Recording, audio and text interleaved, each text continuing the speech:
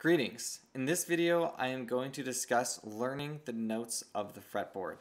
Now, there are some useful techniques for this, and I'm just going to do a couple different videos, one for each technique, just to give you guys some tools in order to really thoroughly assimilate where notes are on the fretboard. So, my first tool, I use this for teaching a lot, is to use flashcards. Now, what I have bought is the Alfred pack. You want to be careful. There's one for note naming, and then there's another one that says music theory. It looks so similar, but it's key signatures and things like that. And if you're wanting to do note naming, make sure you order the correct one. Now, with this collection, it's a little bit of a jumble, and I had to sort through it in order to get what I wanted. And unfortunately, it doesn't have the entire range that I would like to have. It goes from, on the treble clef, our lowest note that we get is a, this is so weird looking at a reflection, a low B here, the lowest we're usually going to get on a guitar unless you're getting really fancy, to this C, okay? So it'd be nice to go way above that, but that's as high as they go on these flashcards.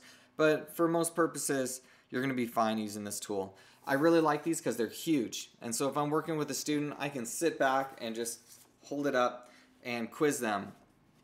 And so if I were, say, working with E, F, and G just on the first string, just those open E string, first fret, and third fret, then I might just grab out these three cards. I've got my E, I got my F, I got my G.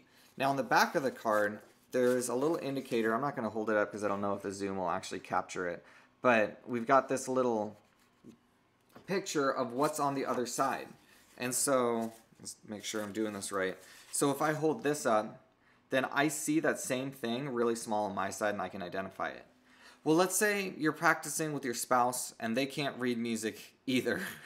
Well, what you might do is on this one, for the F note, what you might do is write a little F next to this little diagram here.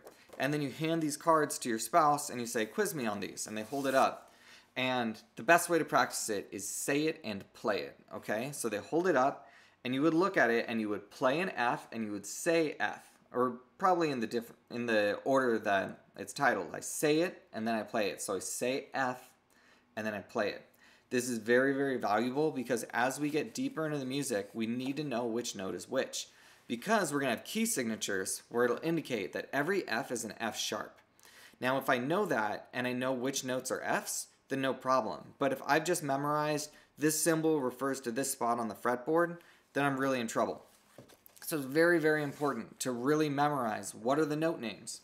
So then with a student, you mix up the cards a little bit, and it would be really funny if it ended up right in the normal order. Good, it actually is a permutation. So we've got E, I would hold it up, and they would say E and play an E, and I'd say, hey, you're doing a great job. And then they'd play G and say G, and I'd say it, then play it, and they would get really annoyed with me, and so on.